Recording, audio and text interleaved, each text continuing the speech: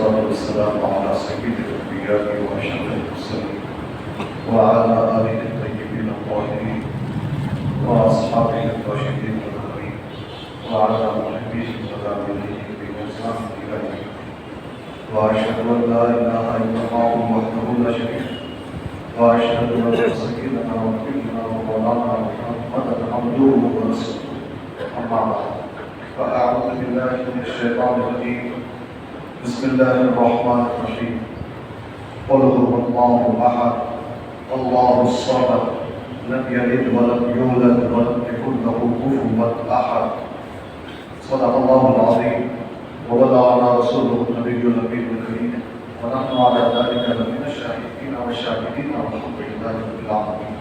وقال تعالى إكراما وإكراما في شأن حبيبه إن الله وملائكته يصلون على النبي يا أيها الذين آمنوا صلوا عليه وسلموا تسليما. اللهم رب صل وسلم وزد وبارك على سيدنا وسندنا وشفيعنا وحبيبنا ومولانا محمد مالك الجود والكرم وعلى آله وأصحابه أجمعين في كل لحظة ونفس في عدد كل نعبد لك.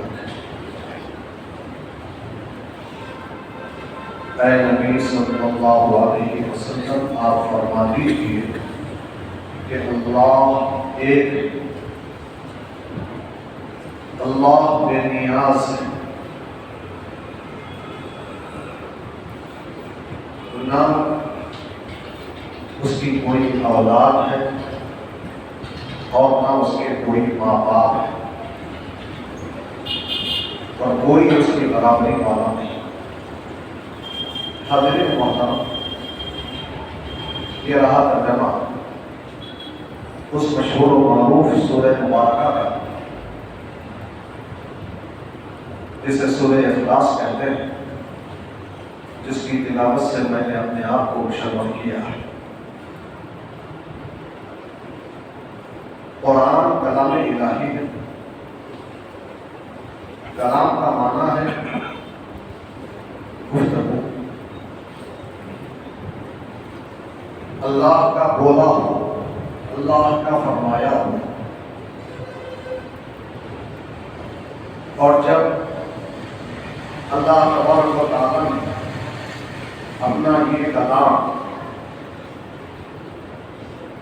نبی اکرم صلی اللہ علیہ وسلم کے واسطے اور وسیلے سے ہم گناہگار امتیوں کو عطا فرمایا ہے، تو اس کلام الہی کو اللہ نے خود سے کلام کرنے کا ذریعہ بنایا۔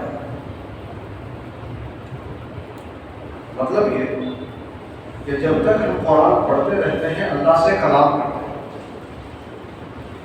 محو کلام۔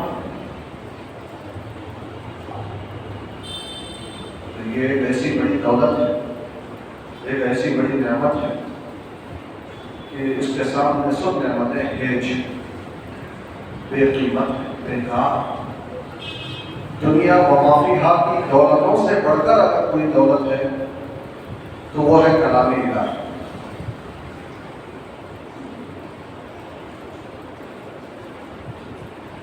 بزرگان دین لکھتے ہیں کہ ایک شخص نے منت مانی کہ اگر مجھے اولاد ہو جائے تو میں اس کی شادی میں دنیا کی دولت دے دوں، دنیا بھر کی دولت۔ اب اتفاق یہ ہوا کہ اس کے یہاں بیٹی پیدا ہوئی اور بیٹی دیکھتے ہی دیکھتے جوان ہو گئی، شادی کے قابل ہو گئی۔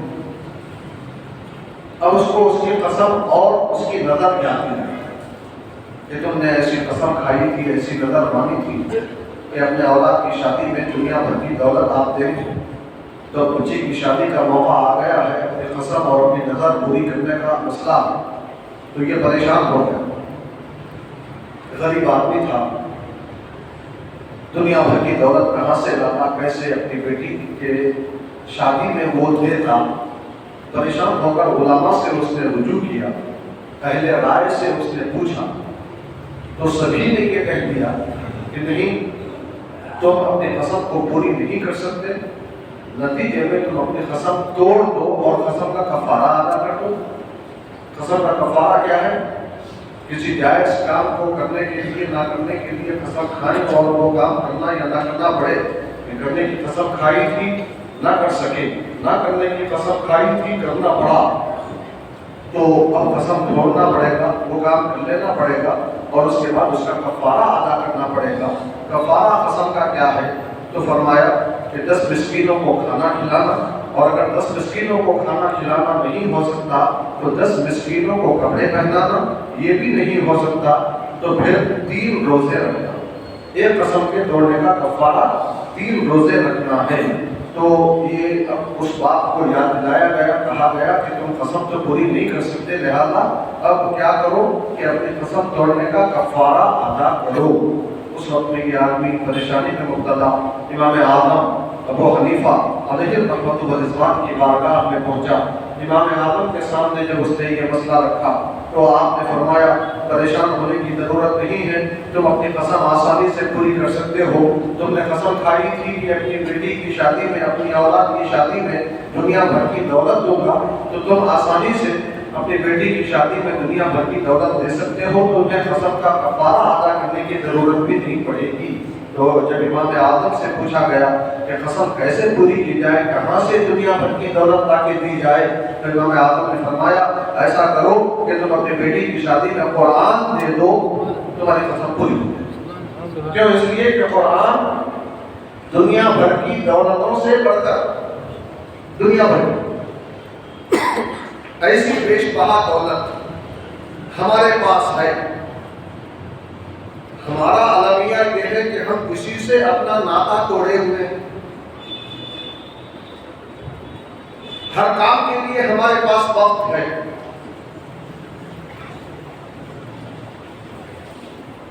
واٹس ایپ دیکھنے کے لیے، ٹویٹر دیکھنے کے لیے، فیس بک دیکھنے کے لیے ہمارے پاس وقت ہے۔ غیر ضروری لا یعنی کاموں کے لیے ہمارے پاس وقت ہے۔ اگر وقت نہیں ہے تو اس بیش بہا دولت سے اپنا رشتہ اور ناطا جوڑنے کا وقت نہیں، قرآن پاک پڑھنے کا وقت نہیں، اللہ سے کلام کرنے کا وقت نہیں۔ حالانکہ اللہ سب سے زیادہ محبوب ہونا چاہیے، سب سے زیادہ پیارا اگر کوئی ہے تو اللہ، سب سے عظیم کوئی ہے تو اللہ۔ اللہ اکبر کہہ کر یہی تو تم اعتراف کرتے ہو کہ اللہ کبریائی والا، اللہ سب سے بڑا ہے۔ ایمان والوں کی شان قرآن پاک میں بتائی گئی، والذین آمنوا اشد حبا للہ، جو ایمان لا چکے وہ اللہ سے بہت محبت کرتے ہیں۔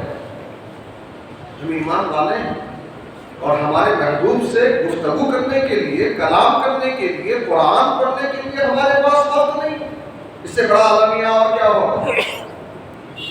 ضرورت ہے اس بات کی کہ ہم قرآن پڑھیں، تسلسل سے پڑھیں، روزانہ 1 پارہ، نہ ہو سکے تو آدھا پارہ، یہ بھی نہ ہو سکے تو 1 پارہ، اور اگر اتنا بھی نہ ہو سکے تو کم سے کم 1 رکوع تعلق جوڑے رکھنا، کلام کرتے رہنا۔ پھر ایسے ہی نہیں، اللہ سے تعلق جوڑنے کے لیے جب تم قرآن پڑھو گے،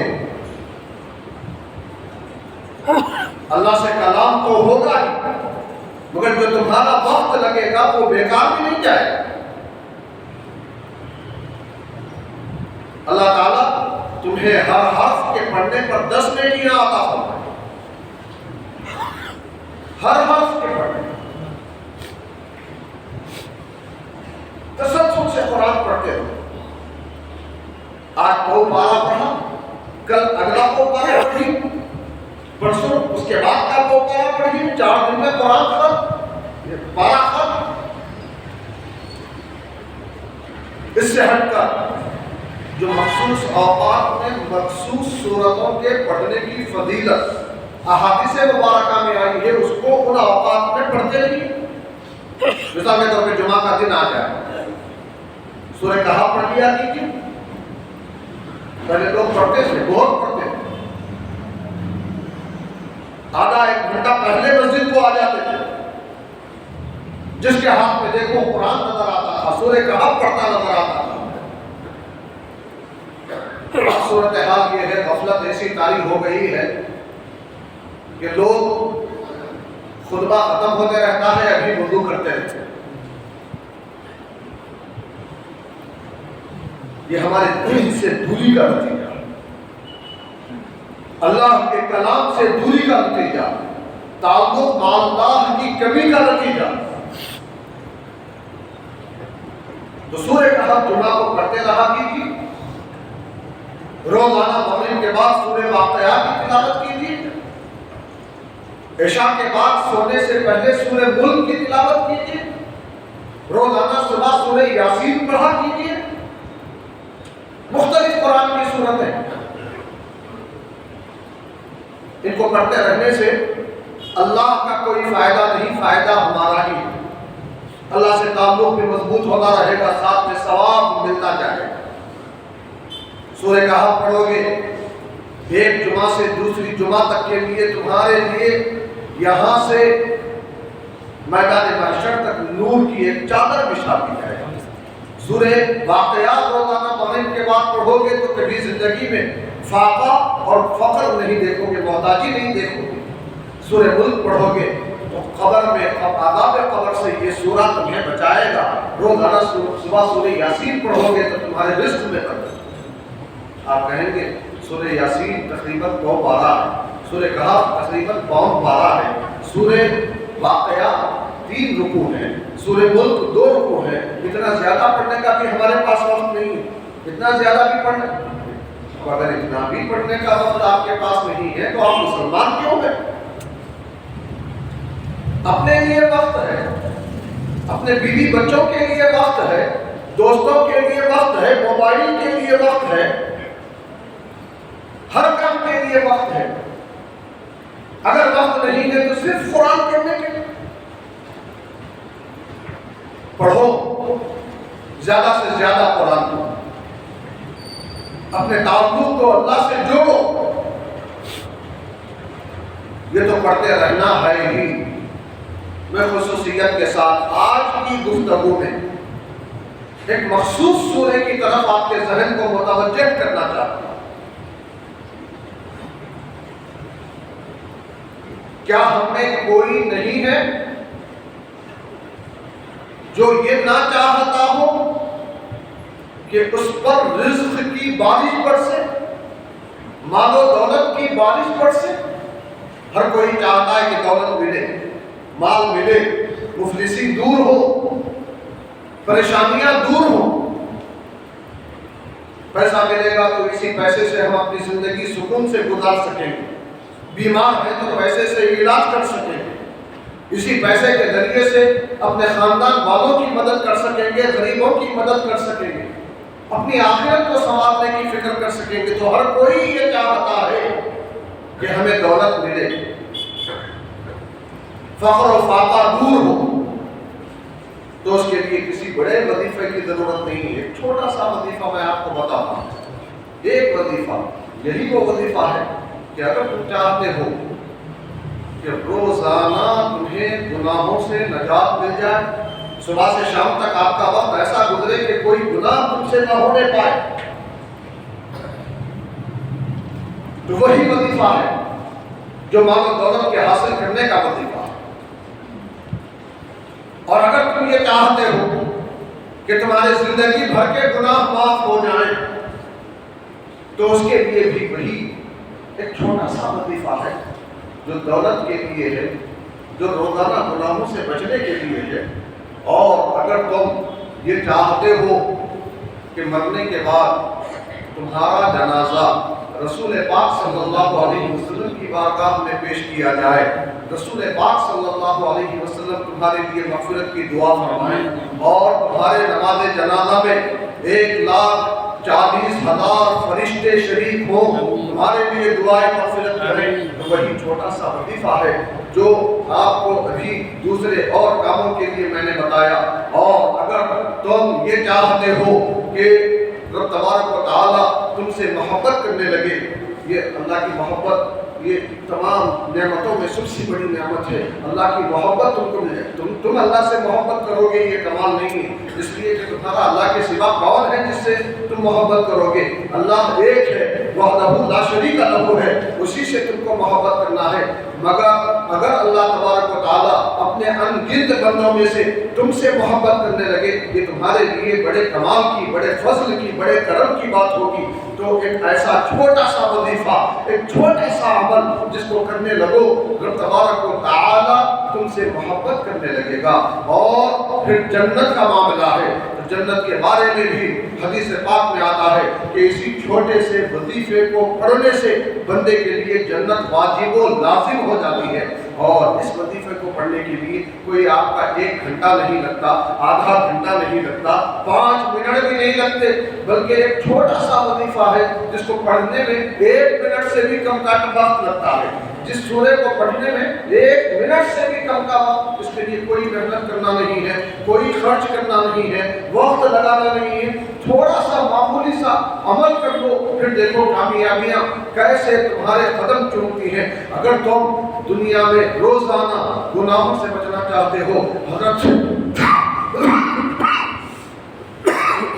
مولا کائنات سیدنا علی کرم اللہ وجہہ الکریم ارشاد فرماتے ہیں کہ من قرأ قل هو اللہ احد بعد صلاة الفجر 11 مرة لم يدله ذنبا یومئذ ولو اجتہد الشیطان۔ حضرت علی فرماتے ہیں اگر کوئی روزانہ نماز فجر کے بعد 11 مرتبہ سورہ اخلاص پڑھ لے، قل هو اللہ احد پڑھ لے، تو اس دن اس سے کوئی گناہ نہیں ہوگا، اگرچہ کہ شیطان جان توڑ کوشش کرے، شیطان لگا رہے، مگر آپ سے گناہ کچھ نہیں ہوگا۔ کام کیا کرنا ہے؟ 11 مرتبہ روزانہ فجر کے بعد سورہ اخلاص پڑھنا، سورہ اخلاص۔ رسول پاک صلی اللہ علیہ وسلم نے ایک شخص کو دیکھا کہ وہ سورہ اخلاص پڑھا،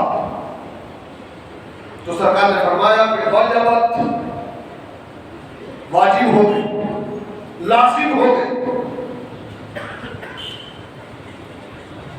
قیل ماذا وجبت یا رسول اللہ، پوچھا گیا یا رسول اللہ کیا واجب ہو گئے؟ قال وجبت لہ الجنہ، سرکار نے فرمایا جس نے سورہ اخلاص پڑھ لیا ہے اس کے لیے جنت واجب ہو، جنت لازم ہو گئی، جنت لازم ہو گئی۔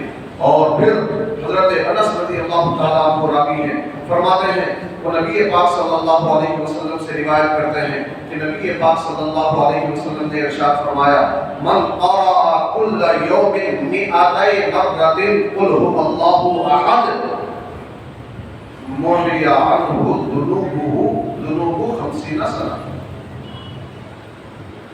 الا ان یکون علیہ دین۔ فرمایا نبی پاک صلی اللہ علیہ وسلم نے کہ جو کوئی روزانہ 200 مرتبہ قل هو اللہ احد پڑھتا ہے تو اس کے 50 سال کے گناہ معاف ہو جاتے ہیں۔ حضرت علی کی روایت کے مطابق روزانہ فجر کے بعد 11 مرتبہ پڑھنے سے اس دن گناہوں سے آپ محفوظ رہیں گے۔ اب آج سے پڑھنا شروع کر دیں کہ 50-60 سال کی عمر ہے تو گزشتہ زندگی میں جو گناہ ہو گئے تھے اس کا کفارہ بتایا جا رہا ہے، اس کو مٹانے کا طریقہ بتایا جا رہا ہے کہ وقت لگاؤ 200 مرتبہ روزانہ سورہ اخلاص کی تلاوت کرو تو 50 سال کے گناہ، 50 سال کے گناہ۔ اللہ کی محبت اگر تم پانا چاہتے ہو، بخاری شریف کی روایت ہے کہ نبی پاک صلی اللہ علیہ وسلم نے ایک شخص کو ایک سریے میں امیر بنا کے بھیجا۔ سریہ ایسی جنگ کو کہا جاتا ہے جس میں رسول پاک صلی اللہ علیہ وسلم کا نفس نفیس شریک نہ ہو، صحابہ کو بھیجا جس میں رسول پاک خود شریک ہوتے ہیں، اسے غزوہ کہا جاتا ہے۔ تو ایک سریے میں ایک شخص کو صحابہ پر امیر بنا کر رسول پاک نے بھیجا. اب یہ شخص جو امیر سریہ ہے اپنے ساتھیوں کو نمازیں پڑھانے لگے. نماز میں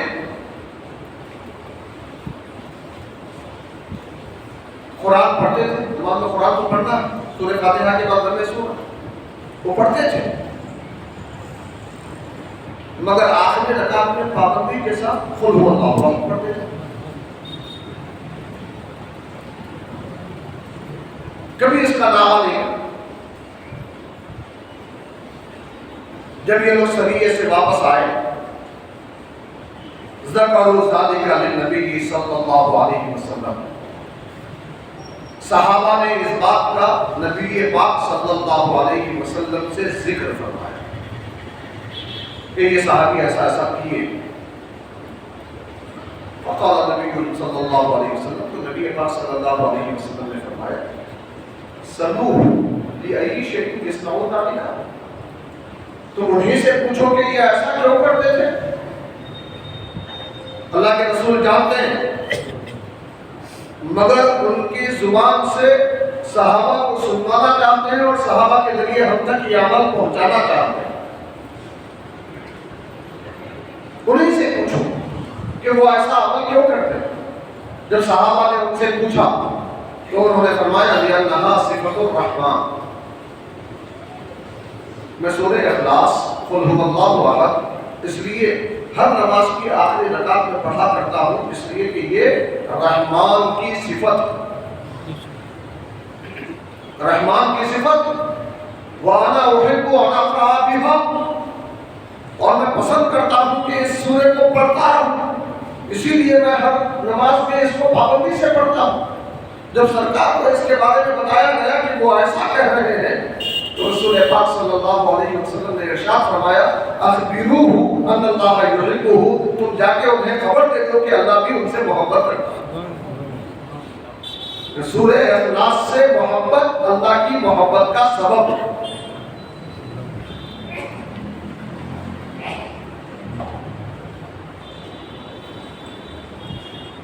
صاحب تفسیر روح البیان فرماتے ہیں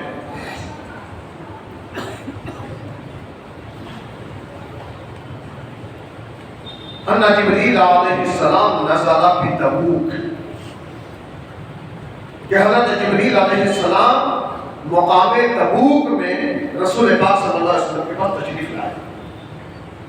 سرکار تبوک گئے ہوئے.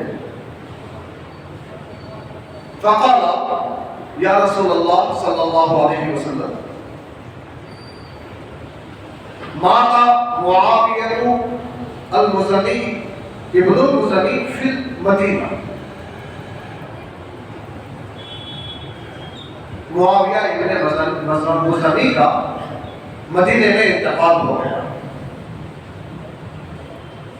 أَتُحِبُّ أَنْ أَطْوِي لَكَ الْأَرْضَ وَتُصَلِّيَ عَلَيْهِ، یا رسول اللہ کہ آپ پسند فرما دیں کہ میں زمین کو آپ کے لیے لپیٹ دوں اور آپ ان کی نماز جنازہ پڑھیں.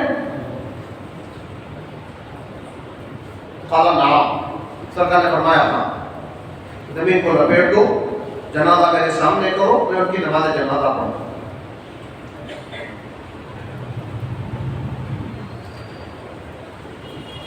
فضرب جبریل علیہ السلام بجناحہ علی الارض، حضرت جبریل علیہ السلام نے اپنا پر زمین پر مارا.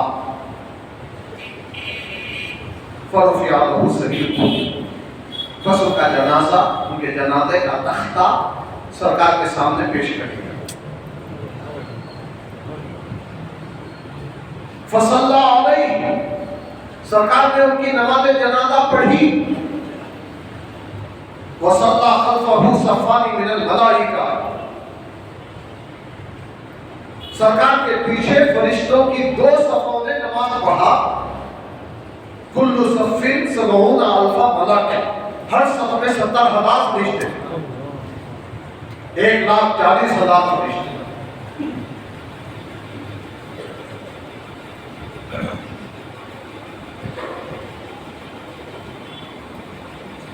واقعہ ہو گیا. ثم رجع. فرماتے ہیں پھر حضرت جبریل ایک مرتبہ تشریف لائے. رسول پاک صلی اللہ علیہ وسلم نے ان سے پوچھا بما ادراک ھذا، انہوں نے یہ فضیلت کیسے پائی کہ میں تبوک میں ہوں، وہ مدینے میں ہے، 600 کلومیٹر کا فاصلہ ہے آج کے کلومیٹر کے اعتبار سے، کہ ان کی نماز جنازہ کے لیے ان کے جنازے کو میرے سامنے پیش کیا گیا. ان کی نماز جنازہ میں 1,24,000 فرشتے حاضر ہوئے. یہ فضیلت انہیں کس وجہ سے حاصل ہوئی؟ فقال، حضرت جبریل علیہ السلام نے فرمایا بِحُبِّهِ قُلْ هُوَ اللَّهُ أَحَدٌ وَقِرَاءَتِهِ إِيَّاهَا مَجِيئًا وَالذِّهَابًا وَقِيَامًا وَقُعُودًا وَعَلَى كُلِّ حَالٍ.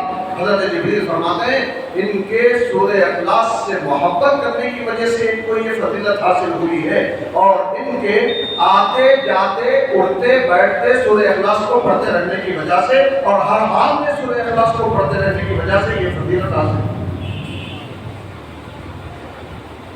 پڑھتے رہو، کیا مشکل ہے؟ سورہ اخلاص بچہ یاد کر لیتا ہے. پڑھنا ہے. یہ تمام چیزیں تقریباً آخرت کی فلاح سے متعلق ہیں.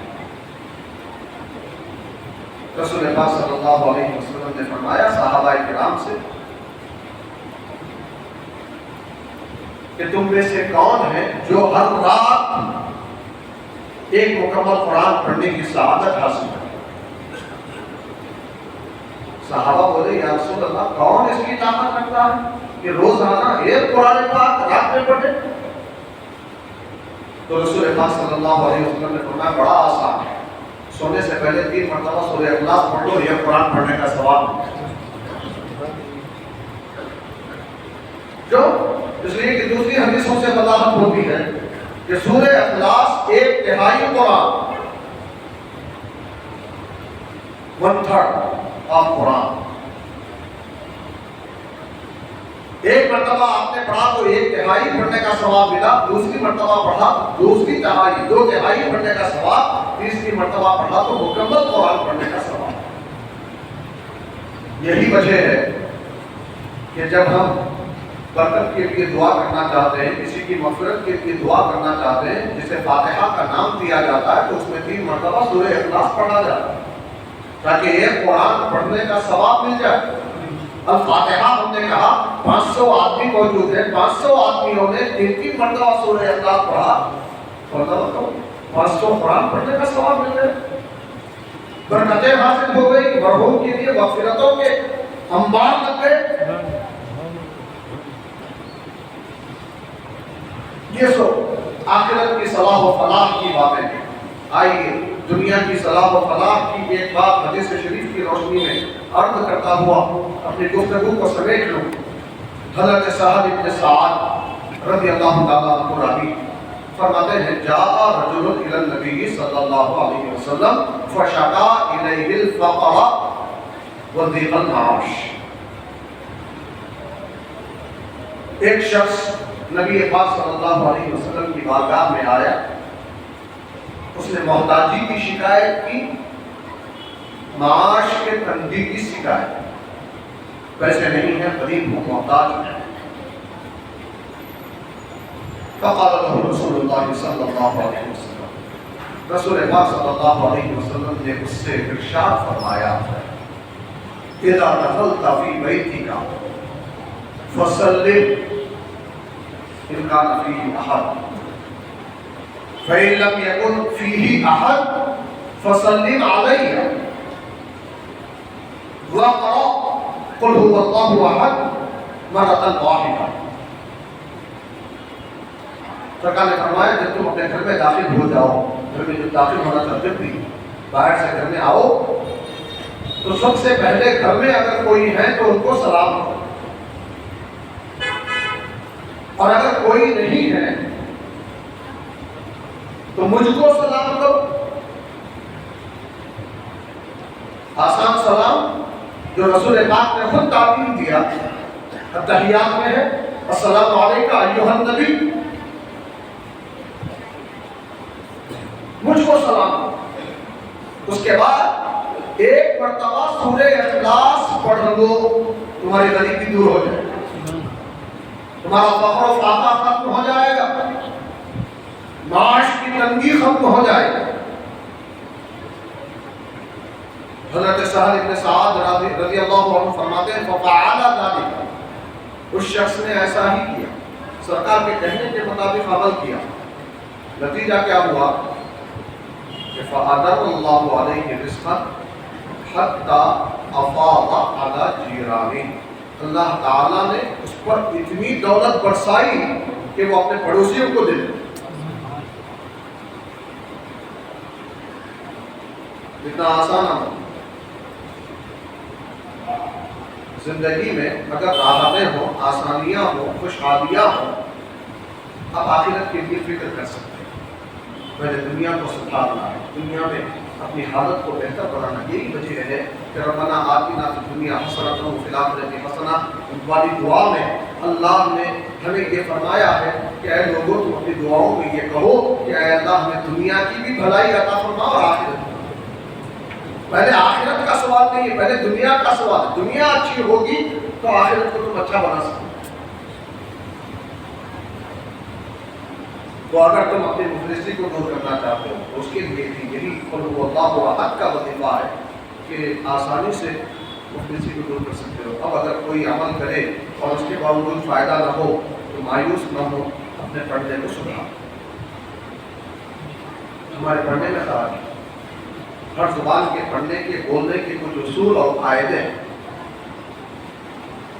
ہم انگریزی بولتے ہیں تو اس کے تلفظ کو سدھارنے کی کوشش کرتے ہیں، اردو بولتے ہیں اردو کے تلفظ کو سدھارنے کی کوشش کرتے ہیں۔ اگر تلفظ بگاڑ کے بولا جائے تو مفہوم تو ادا ہو سکتا ہے، مگر صحیح معنی میں آپ نے زبان کا حق ادا نہیں کیا، اس لیے صحیح فائدہ بھی نہیں ہوگا۔ قرآن پاک بھی اگر تم اپنے اردو کے انداز میں پڑھو گے تو صحیح فائدہ حاصل نہیں ہوگا۔ اس لیے قرآن پڑھنا سیکھو، صحیح انداز میں پڑھنا سیکھو۔ طریقہ کیا ہے؟ میں بارہا کہتا ہوں، اپنے اپنے محلے میں بہترین قرآن کے پڑھنے والے حفاظ قرآن موجود ہیں، ان سے وقت لو، 10-12 آدمی محلے کے پورے لوگ جمع ہو جاؤ، عشاء کے بعد 1 گھنٹے کے لیے قرآن ان سے سیکھو کیسے پڑھنا ہے، اور وہ جو وقت دے رہے ہیں ان کی خدمت کرو، ان کا بھی فائدہ ہوگا، تمہارا بھی فائدہ ہوگا، ان کا دنیا کا فائدہ ہوگا، تمہارا آخرت کا فائدہ ہوگا کہ تم صحیح قرآن پڑھنا سیکھ جاؤ۔ تو یہ سورہ اخلاص بڑا عظیم سورہ ہے، بڑی برکتوں والا ہے، بڑی شان والا ہے۔ کیوں؟ اس لیے کہ یہ 1/3 قرآن ہے۔ 1/3 قرآن اس لیے ہے کہ اس سورے میں محض اور محض، خالص اور خالص اللہ کی شان بیان کی گئی ہے۔ چنانچہ اللہ فرما رہا ہے قل، اے نبی صلی اللہ علیہ وسلم آپ فرما دیجیے۔ مطلب یہ ہوا کہ کسی نے اللہ کے بارے میں پوچھا تھا، تبھی تو اللہ فرما رہا ہے نبی آپ فرما دیجیے۔ روایتوں میں آتا ہے کہ کفار مکہ نے نبی پاک صلی اللہ علیہ وسلم سے پوچھا تھا کہ تم اپنے رب کی شان بیان کرو، رب ہے کون، اللہ ہے کون؟ تو اس پر یہ سورہ مبارکہ نازل ہوئی۔ اللہ نے فرمایا اے نبی صلی اللہ علیہ وسلم آپ فرما دیجیے اللہ احد، اللہ ایک ہے، اللہ الصمد، اللہ بے نیاز ہے، پوری دنیا اس کی نیاز مند ہے، وہ کسی کا نیاز مند نہیں۔ یا ایھا الناس انتم الفقراء الی اللہ، اے لوگو تم سب اللہ کے محتاج ہو، واللہ غنی حمید، اور اللہ تعالیٰ بے نیاز ہے، مالدار ہے، قابل تعریف ہے، اس کو کسی کی ضرورت نہیں ہے۔ لم یلد ولم یولد، نہ اس نے کسی کو پیدا کیا، نہ وہ کسی اور سے پیدا ہوا، نہ اس کی اولاد ہے، نہ اس کے ماں باپ ہیں۔ وَلَمْ يَكُنْ لَهُ كُفُوًا أَحَدٌ، اور اس کی برابری والا بھی کوئی نہیں ہے۔ کہ اللہ کی شان، اللہ کی توحید، اللہ کی معرفت اس سورے میں کروائی جا رہی ہے۔ اسی لیے رسول پاک صلی اللہ علیہ وسلم نے ارشاد فرمایا أُسِّسَتِ السَّمَاوَاتُ السَّبْعُ وَالْأَرْضُونَ السَّبْعُ أَلَا قُلْ هُوَ اللَّهُ أَحَدٌ، کہ تمام 7 آسمانوں اور 7 زمینوں کی بنیاد سورہ اخلاص پہ رکھی گئی ہے، کیونکہ سورہ اخلاص بھی اللہ کی وحدانیت، اللہ کی احدیت، اللہ کی واحدیت کا ہم کو معرفت کرواتا ہے، پہچان کرواتا ہے کہ اللہ ایک ہے، اللہ کا کوئی شریک نہیں ہے، اللہ سب سے بے نیاز ہے، سب اس کے نیاز مند ہے۔ اللہ کی شان، اللہ کی ذات اور اس کی صفات ہم کو سورہ اخلاص سے معلوم ہوتی ہیں۔ تو اللہ تبارک و تعالیٰ نے سورہ اخلاص کو زمین اور آسمانوں کی بنیاد بنا دیا کہ اس زمین کو دیکھنے سے بھی، ان آسمانوں کو دیکھنے سے بھی خدا کی پہچان ہوتی ہے، خدا کی معرفت ہوتی ہے۔ جب ہم آسمان کو دیکھتے ہیں تو پتہ چلتا ہے کہ اس آسمان کو بنانے والا ہمارا خدا ہے۔ اس آسمان کی مضبوطی کو دیکھتے ہیں، اس آسمان میں کسی ٹیڑھے پر کو نہیں دیکھتے تو پتہ چلتا ہے کہ یہ بنانے والا بڑا ماہر ہے، اس بنانے والے میں کوئی کمی اور کوئی خامی نہیں ہے، اور اس بنانے والے کا کوئی شریک نہیں ہے۔ اگر کوئی شریک ہوتا تو وہ آسمان کو کسی اور انداز میں بنانے کی خواہش کرتا، یہ خدا کسی اور انداز میں بنانے کی خواہش کرتا، آسمانوں میں بگاڑ پیدا ہو جاتا۔ زمین ہے، زمین کو دیکھو، خدا کے شان معلوم ہوگی، خدا کی قدرت معلوم ہوگی، خدا کے ذات کی پہچان ہوگی، خدا کی صفات کی پہچان ہوگی۔ اگر قرآن کا ایک چھوٹا سا سورہ بھی ہم اپنے پڑھنے میں معمول بنا لیں گے، دنیا کی بھی پوری کامیابیاں حاصل ہوں گی، خبر کی زندگی میں بھی کامیابی حاصل ہوگی، آخرت میں بھی کامیابیاں مقدر بنیں گی۔ میں یہ نہیں کہتا کہ صرف قل ہو اللہ احد پڑھتے رہو، جیسے میں نے پہلے کہا قرآن پاک تسلسل سے پڑھتے رہو۔ مختلف اوقات میں پڑھنے کے لیے مختلف سوروں کی جو فضیلتیں احادیث مبارکہ میں بیان کی گئی ہیں، ان سوروں کو ان اوقات میں انہی طریقوں پر پڑھتے رہو اور قرآن پاک کو تسلسل سے پڑھتے رہو، اور جب بھی اپنا پڑھنا ختم کرو تو آخر میں قل ہو اللہ احد ضرور پڑھ لیا کرو، تاکہ یہ فضیلتیں حاصل ہوتی رہیں، اللہ کی محبت ہمیں حاصل ہوتی رہے، تاکہ دنیا اور آخرت کامیاب ہو جائے۔ دعا فرمائیں کہ الہ العالمین ہم پر فضل فرما، کرم فرما، رحم فرما، ہماری پریشانیوں کو دور فرما، دنیا کے پورے مسلمانوں کی پریشانیوں کو دور فرما، خاص کر فلسطین کے مسلمانوں کی پریشانیوں کو دور فرما۔ الہ العالمین جو تکلیفیں سہ رہے ہیں ان تکلیفوں پر انہیں صبر کرنے کی توفیق اور اجر عظیم عطا فرما، جو شہید ہو رہے ہیں ان کی شہادتوں کو قبول فرما۔ الہ العالمین ہم سب پر کرم فرما، ہم سب کو گناہوں سے بچنے کی قوت عطا فرما، نیکیاں کرنے کی توفیق عطا فرما۔ الہ العالمین عزت کی، عافیت کی، صحت و سلامتی کی لمبی زندگی عطا فرما، ایمان کی موت نصیب فرما۔ وصلی اللہ وسلم علی خیر خلقہ سیدنا محمد و آلہ وصحبہ اجمعین، والحمد للہ رب العالمین۔ حاضرین